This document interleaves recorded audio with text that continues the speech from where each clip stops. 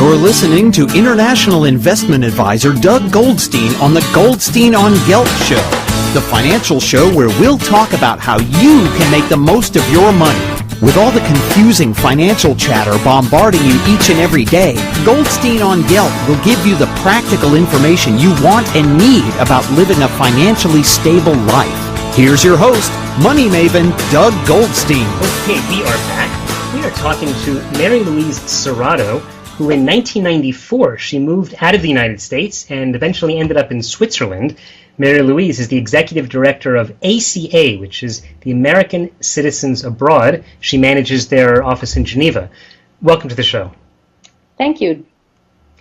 One of the issues that you speak about on your website is the risk that Americans have living overseas as it relates to the U.S. government's new tax reporting rules. Could you describe what that's all about? As most Americans may or may not be aware, but should be aware, no matter where you live and work, you still must file U.S. Tax returns. This has been in vigor for since we can all remember, and primarily was initiated during the Kennedy administration. However, recently there's been some new legislation, the Foreign Account Tax Compliance Act, or FATCA, that was passed as part of the HIRE Act.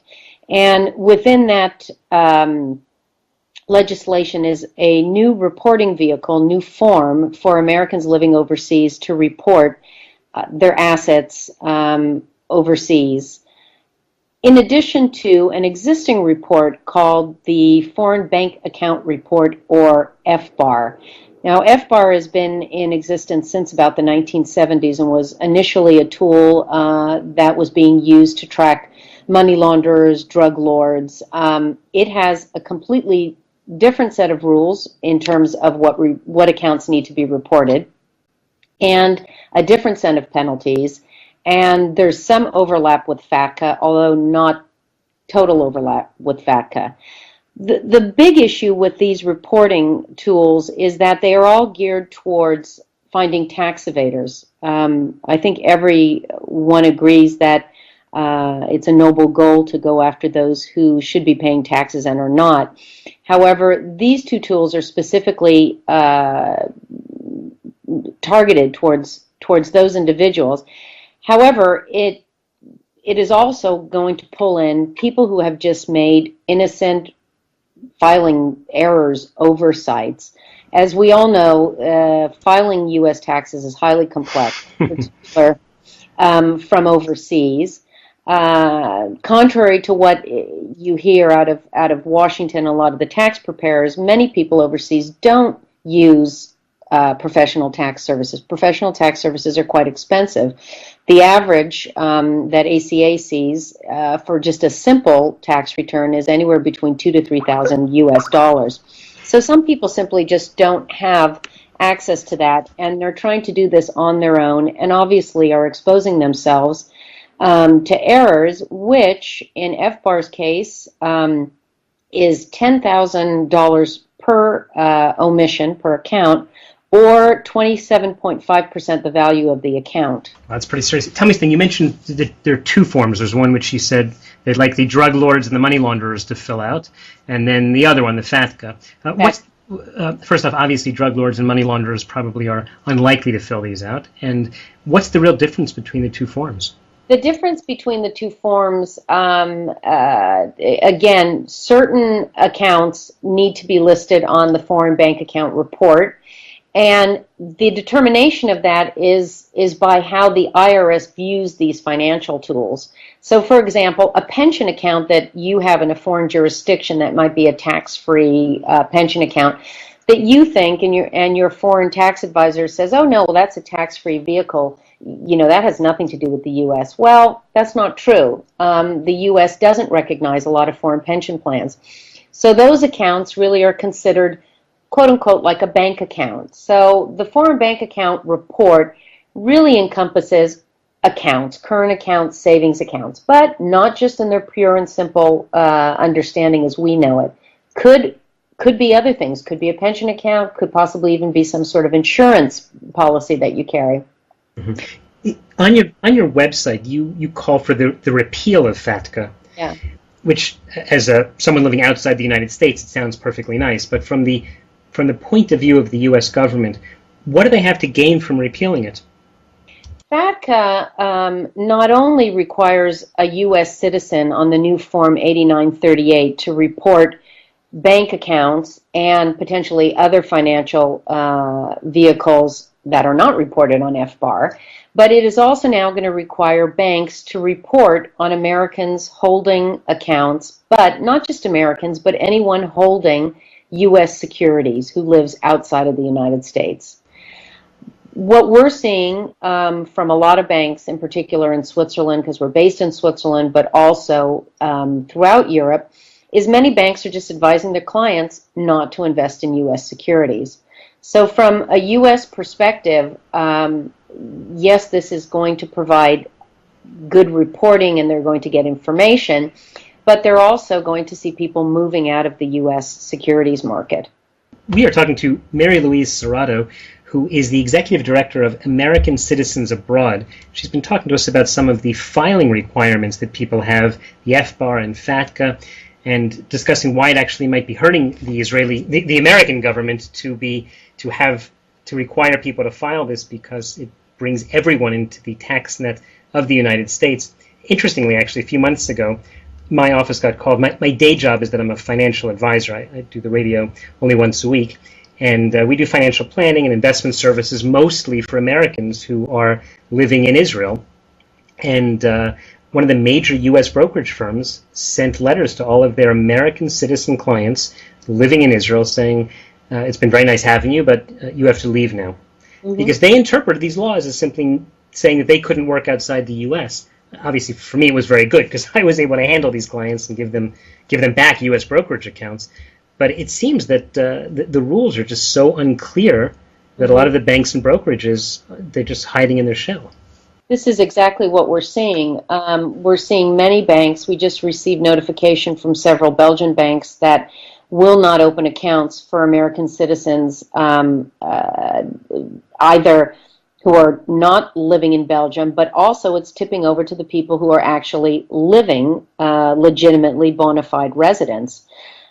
Because once again, to your point, the reporting requirements for this are just too onerous. The incertitude of dealing with the U.S. and what could happen, in particular in light of the UBS IRS incident, is just making many banks think twice about it. On the table now is a discussion of having reciprocity with U.S. banks, and if you've been looking at the U.S. media on this, you're seeing that there's a lot of pushback from the Florida legislators and also in Texas, because what's good for the goose apparently isn't good for the gander. I can't imagine the U.S. banks giving the information. The IRS is the 800-pound gorilla in the room, and they have so much power that they can force these foreign banks to do it, but it seems to me as though it doesn't go the other way around.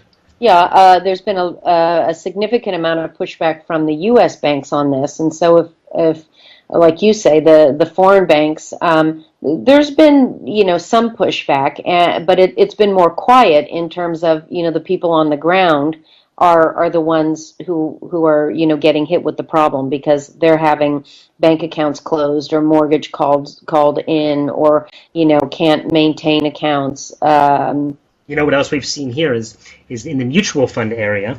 Mm-hmm. Many U.S. mutual funds have decided that they no longer want to have American citizens who have an address outside the United States. Yes. They don't want them as clients, and this creates a terrible catch-22, which is that U.S. citizens are not allowed to own offshore mutual funds. Yes. And they now can't own U.S. mutual funds, and the mutual fund is kind of the standard vehicle that many people use for investments, so they simply have nothing available to them at this point. And we are seeing this as well through our testimonials. A lot of people are coming to us saying, I've been a long-term resident of Germany, Italy, Israel, or wherever, and I've invested in certain things that are tax-free here because I'm preparing for my retirement, and now I've found out that they're not tax-free, and then the things that are tax-free, I don't have access to them. So they're very worried. They're being squeezed, by both sides. And as we see it, economically, for the U.S., this is just not good policy. It doesn't encourage people to invest in the United States. It doesn't encourage people, even foreigners, to go to the United States. Well, they would argue that it's encouraging people to come on board, and the fact is they've gotten billions and billions of dollars in tax revenues as a result of some of these new rules, no? They have, and if you look at some of their extrapolations, they estimate that this is going to just be a continued trend. Unfortunately, we don't concur. Obviously, certain people initially came in right away, and most of those people were actually Americans who were not living overseas, were Americans who are resident stateside, who were using these tools exactly for the purpose that the IRS was out there searching them out. But we all know that people are going to change behavior. People are going to starting to look at other options of how to invest, and there's just no way that this is going to be an ongoing revenue source. So what about the possibility, which is now becoming big in the news, of U.S. citizens who really don't intend to move back stateside mailing back their passport and giving up their citizenship?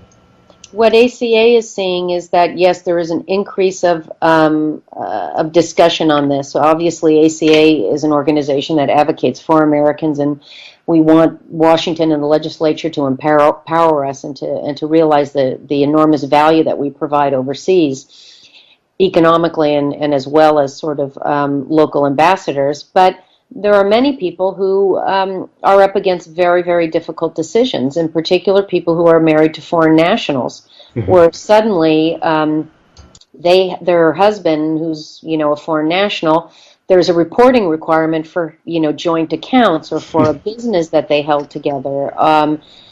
Children of these dual nationals that have never lived and worked in the United States, and they're in their 30s and 40s and trying to do business overseas, and suddenly realize, oh my gosh, I have a U.S. passport and I had an obligation.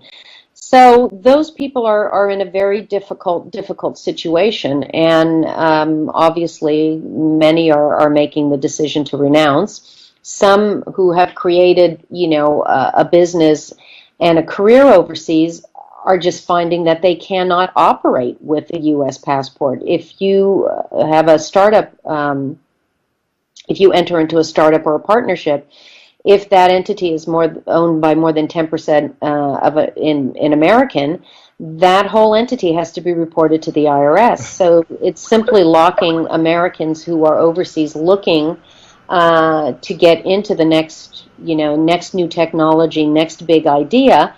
They're being shut out. Why take the American and have all of that reporting to have to deal with when you can take the Frenchman and just be able to bypass all of that. These are indeed real difficulties. We've been talking to Marylouise Serrato, who is the head of the American Citizens Abroad in the office in Geneva. Marylouise, we're just about out of time, but in the last few seconds, could you just tell me, how can people follow your work? You can follow us by logging into our website, which is www.americansabroad.org. You can follow us on Facebook, American Citizens Abroad, and we also have a Twitter @ACA Voice. We post updates on our website regularly. We have a newsletter. If you become a member and sign up, we have a newsletter that you'll get 10 times a year. We're always out there. We're always in Washington. We've been to Washington 5 or 6 times already this year. We're going to have a committed office in Washington starting the latter part of this year. So please join us. Please become a member or donate to ACA, because truly we are the only worldwide organization out there interfacing with Washington and talking to them. Marylouise Serrato, thanks so much for joining us. Thank you. Thank you, Doug. You've been listening to the Goldstein on Gelt show with money maven Doug Goldstein. Doug's weekly radio show is heard around the world, but if you miss it, you can download the podcast at www.goldsteinongelt.com. The Goldstein on Gelt Show gives you up-to-date financial ideas so you can get on the path to financial freedom. If you'd like your questions answered on the air or off, send Doug an email to doug@profile-financial.com. It's your money for your future, so join Doug every week to build your wealth on the Goldstein on Gelt Show.